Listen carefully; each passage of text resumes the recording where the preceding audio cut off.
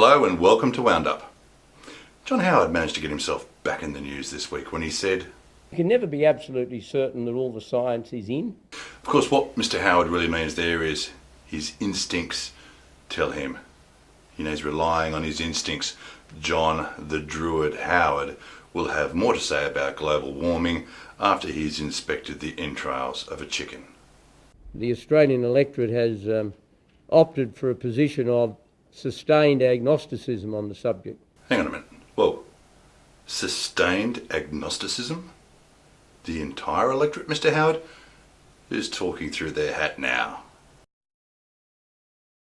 At the beginning of the week, we paused to remember those Australians that have fallen in battle and paid the ultimate sacrifice.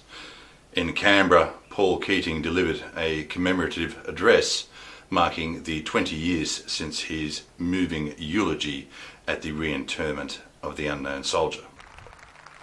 What distinguished the First World War from all wars before it was the massive power of the antagonists. Modern weaponry, mass conscription and indefatigable valour produced a cauldron of destruction the likes of which the world had never seen. Absent from the service at the Australian War Memorial was Prime Minister Tony Abbott, and with good reason. If he was to speak after Paul Keating, I'm afraid to say that Paul Keating's belly button fluff would appear more eloquent by comparison. Tony did prove to us, though, that he does have a wicked sense of humour. Mr Clerk, I move that the honourable member for Mackellar do take the chair of this House. Mr Clerk, the member for Mackellar's long years of meritorious service in this House and in another place well and truly equip her to be an excellent Speaker of this Parliament.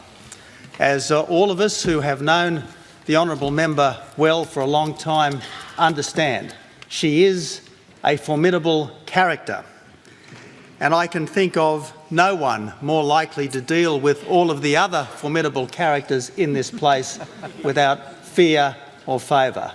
Bronwyn can do what is necessary to maintain control of what is sometimes an unruly House.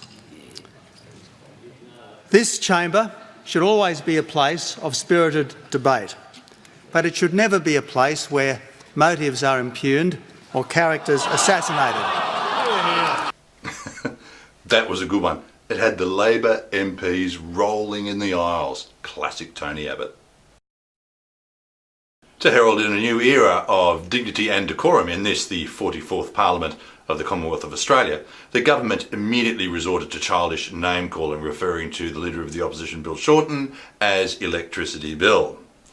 When a point of order was raised, the Speaker of the House, Bronwyn Bishop, found that this term wasn't unparliamentary. Electricity Bill Shorten, as his first political act in the Parliament, has desired to get his manager of opposition business to block the repeal of the carbon tax. Point of order. Point of order from the Leader of Manager of Opposition Business. Madam Speaker, a large number of comments were made yesterday about people being referred to by correct titles. To have the Leader of the House immediately abrogating that is inappropriate and should be withdrawn. He was not actually addressing a member by any title. He was merely using a description, and I do not find the term unparliamentary.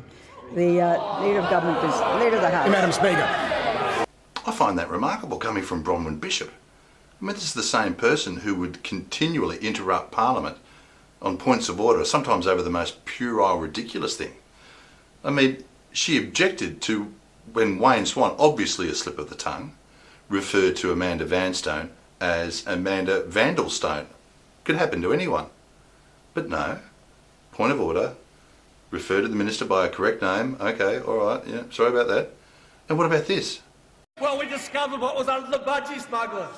A big new tax. Order. Treasurer. Mr. Speaker. Treasurer. Treasurer resume his seat. The member for Mackellar on a point of order. Thank you, Mr. Speaker. I would ask you to ask the Minister opposite to withdraw those potty-mouthed remarks.